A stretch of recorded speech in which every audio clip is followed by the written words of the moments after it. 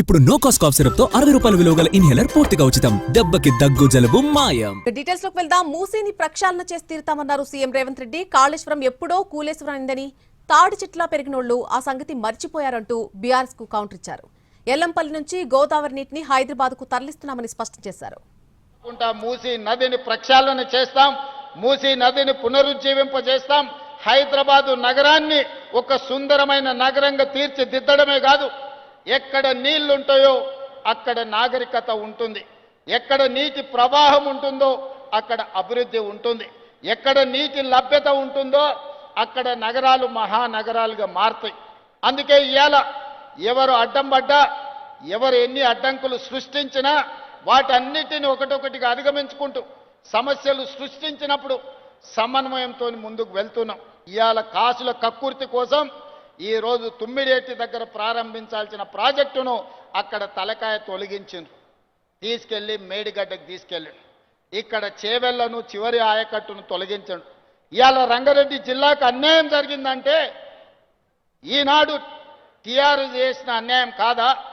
ఆనాడు చేవెళ్లలో రాజశేఖర రెడ్డి గారు ప్రారంభించిన ప్రాజెక్టు అటు చేవెళ్ల, వికారాబాద్, తాండూరు, పరిగి వరకు గోదావరి జలాలను అందించడం ద్వారా ఈరోజు ఈ రంగారెడ్డి జిల్లాలో గోదావరి జలాలతోని వ్యవసాయానికి అందించాలని ఆనాడు డాక్టర్ వైఎస్ రాజశేఖర రెడ్డి గారు ఉన్నప్పుడు కాంగ్రెస్ పార్టీ చేసిన ప్రణాళిక కాదా? ఆనాడు కాంగ్రెస్ పార్టీలో మంత్రులుగా ఉన్నవాళ్ళు ఇవాళ బీఆర్ఎస్ పార్టీలు ఉన్నారు. వాళ్ళని గుండె మీద చేసుకొని చెప్పమని నేను అడుగుతున్నా. ఎవరు ప్రాణహిత చేవెళ్లకు నీళ్లు తేవాలని ప్రయత్నం చేసిండ్రు? ఎవరు ముఖ్యమంత్రి గుండె రంగారెడ్డి జిల్లాకు, చేవెళ్లకు, వికారాబాద్కు, తాండూరుకు, పరిగికి అన్యాయం చేసింది ఎవరు? వాళ్ళ పక్కన చేరి వాళ్ళతో అంటగాక్కుంటా ఇంకా రంగారెడ్డి జిల్లాకు అన్యాయం చేయాలని కొంతమంది చూస్తున్నారు. ఆయన అంటున్నాడు, అయ్యా ఇది కాళేశ్వరం నీళ్ళే కదా అని.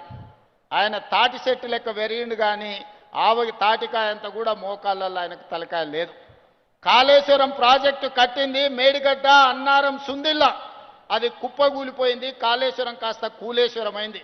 శ్రీపాద ఎల్లంపల్లి ప్రాజెక్టు పేదే శ్రీపాదరావు గారి పేరు మీద ఉన్నది. అది మీ తాతనో మీ ముత్తాతనో కట్టింది కాదు, శ్రీధర్ బాబు గారు తండ్రి కాంగ్రెస్ పార్టీ కట్టింది శ్రీపాద ఎల్లంపల్లి. ఇవాళ గోదావరి నదీ జలాలు నగరానికి వస్తున్నాయనంటే శ్రీపాద ఎల్లంపల్లె మూలం.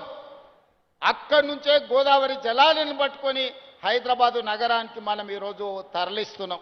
ఆ సంగతి మర్చిపోయి ఈరోజు మల్లన్న సాగర్ నుంచి అంటున్నాడు. మల్లన్న సాగర్ ఎప్పుడే రాజశేఖర రెడ్డి గారు 2008-09లో ప్రారంభించిన ప్రాజెక్టు కాదా? తెలంగాణ రైజింగ్ 2047 ఒక విజన్ డాక్యుమెంట్ తీసుకొస్తున్నాం. డిసెంబర్ 9, 2025 నాడు తెలంగాణ జాతికి అంకితం చేయబోతున్నాం. రాబోయే 100 సంవత్సరాలు హైదరాబాదు నగరమే కాదు తెలంగాణ రాష్ట్రాన్ని ఏ విధంగా అభివృద్ధి పదం వైపు మనం నడిపించాలో